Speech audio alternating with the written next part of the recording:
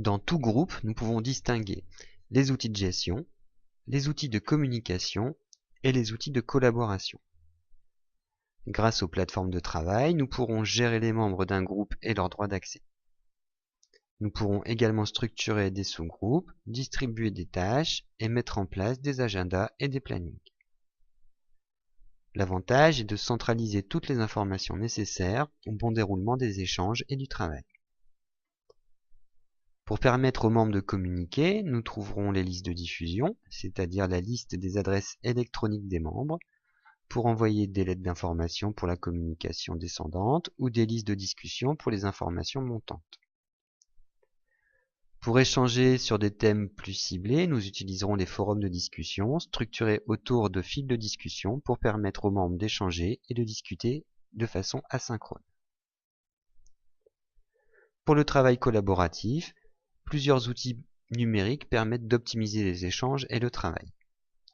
Tout d'abord, les espaces de stockage partagés, qui permettent de mettre en commun des ressources accessibles à tout moment via le web et d'éviter la perte de documents ou de ressources. Un agenda partagé entre les membres du groupe permet une très grande lisibilité et une grande transparence pour les dates de réunion, les dates butoirs ou les événements. Le carnet d'adresses partagé permet à tous les membres de retrouver facilement les contacts des autres et ainsi limiter les pertes de temps ou pertes de données. Les outils de sondage de type Doodle permettent la prise de décision entre tous les membres du groupe de façon asynchrone. Pas besoin d'être tous présents au même endroit et au même moment. Enfin, les outils de production en ligne qui permettent l'écriture de documents entre plusieurs personnes et d'éviter également la perte de données. Aujourd'hui, ces outils sont intégrés et gérés par les plateformes. Les plateformes sont des espaces de travail collaboratifs. Ce sont en fait des sites internet où l'on va centraliser tous les outils, les membres et les productions nécessaires à l'accomplissement du projet initié par le groupe. À partir de ces plateformes, nous pourrons gérer les outils que nous avons décrits dans la partie précédente de façon efficace et sécurisée. Il en existe une multitude, chacune a ses spécificités, gratuites ou payantes, propriétaires ou libres. Certaines seront plus spécifiquement employées pour la pédagogie en incluant des rôles supplémentaires tels que le responsable de cours, l'enseignant, le tuteur et l'étudiant. L'avantage des plateformes est de faire communiquer tous les outils entre eux, de les rendre interopérables, et de ce fait d'éviter et de gérer les erreurs ou les dysfonctionnements, d'optimiser les interrelations entre documents. Bien évidemment, les plateformes et les outils de collaboration restent des outils que l'on manipule et utilise. C'est à nous d'en faire bon usage pour optimiser la collaboration dans notre groupe. Dans un groupe de travail, en premier lieu, il faut une homogénéité dans les conditions de travail des membres pour favoriser les échanges, mais une complémentarité des compétences pour enrichir, élargir et répondre à la diversité des rôles et des tâches. Bien évidemment, il faut prendre en compte les envies des membres afin de ne pas les affecter à des rôles qu'ils ne peuvent ou ne veulent pas endosser, ou qu'ils ne pourront pas supporter par faute de temps par exemple. Quand le groupe devient important, il faut veiller à nommer des référents afin d'éviter aux autres membres de perdre leur temps à trouver le bon interlocuteur ou la personne à contacter, de perdre du temps à répondre à une question qui ne la concerne pas. Quand les missions et les tâches sont affectées, avant de se lancer tête baissée, il faut prendre connaissance de la globalité, certes, mais également de ce qui nous est attribué spécifiquement et de l'articulation dans l'ensemble.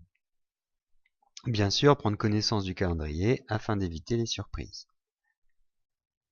Si une réunion est prévue en synchrone, il est intéressant de prévoir un ordre du jour et de préparer ces questions avant pour optimiser le temps de discussion. Dans les discussions asynchrones, dans les forums par exemple, bien sûr il faut respecter le sujet du fil de discussion et donner des références claires et précises quand vous faites appel à une ressource en ligne ou une ressource de l'espace de stockage partagé. Dans le travail sur des documents, il faut être précis quant au versionning afin d'éviter à d'autres de relire, compléter ou corriger un document obsolète. Les outils actuels permettent de voir si plusieurs personnes sont connectées à un même document. Il faut s'organiser également pour ne pas modifier les contenus en même temps que quelqu'un d'autre. Pour valider finalement des productions ou des décisions, il faut fixer des dates limites pour lesquelles les membres peuvent intervenir et fermer toute modification pour éviter les variations de documents ou de décisions à valider. Évidemment, certaines règles seront plus ou moins strictes selon que nous sommes entre amis, dans le cadre professionnel ou dans un groupe informel où nous ne connaissons pas tout le monde. Dans tous les cas, il est vivement conseillé de respecter les règles de base de la communication et la netiquette. Il faut s'exprimer clairement et éviter les ambiguïtés. N'oubliez pas que par écrit, vos interlocuteurs ne vous voient pas et ne peuvent pas savoir si vous êtes en train de plaisanter. Il faut différencier les messages à une seule personne et les messages à tout le groupe, aussi bien quant au contenu quant à la forme. Bien évidemment, il faut informer le groupe quand nous sommes absents, quand nous rencontrons des difficultés, afin que tout le monde puisse prendre les mesures nécessaires face aux imprévus. Il faut tenir les engagements qu'on a pris afin d'éviter toute surprise. Dans certains cas, n'oubliez pas que la loi s'applique également dans un groupe.